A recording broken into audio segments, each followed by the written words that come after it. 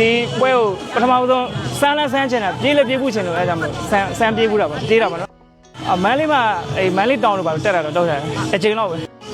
ကျွန်တော်တို့မြေပြန့်ဒီလို road ဒီမှာပြေးတဲ့ဟိုဟာပုံစံနဲ့တော့လုံးဝမတူပြီးတော့ဒီအခု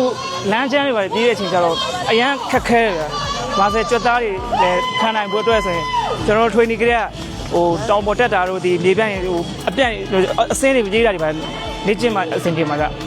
အခက်ခဲကတော့ဒီတောင်ထိပ်ကို negative ပုံစံနဲ့ဒီကိုတက်တဲ့အချိန်ဆိုတော်တော်သိတာပြေးလို့မရတော့လမ်းကိုရှော့ရတာခါးတွေပါထောက်ပြီး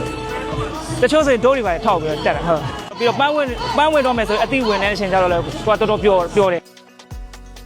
အခုလိုဒီပြေးတဲ့အချိန်တွေမှာဟို45မိနစ်အထက်ပြေးတဲ့အချိန်တွေဆိုဒီ ride ကိုတော့မယ်ဆိုရင်ကျွန်တော်ပြန်ပြေးတာတွေပါရှိတယ်ဗျ ride ကိုတော့တဲ့အချိန်ဆိုရင်တော်တော်အမောလက်ပြေးတယ်ဗျပြီးတော့ခုနကျွန်တော်ရှေ့မှာပြောသလိုပေါ့ဟိုကိုနေဒသတဲ့ကိုနည်းနည်းတော့ချိပေးတယ်ဗျဒီလိုပွဲတွေပါလေပြေးသိချင်ပါလေဗျာပြီးတော့ ride ကိုလည်းဒီလိုပဲဟိုပါဘောနော်ဟိုအားကစားသမားတွေကိုပန်ပိုးရင်းနဲ့အောင်မြင်ပါစေလို့ပဲဆုတောင်းပေးချင်ပါဗျာ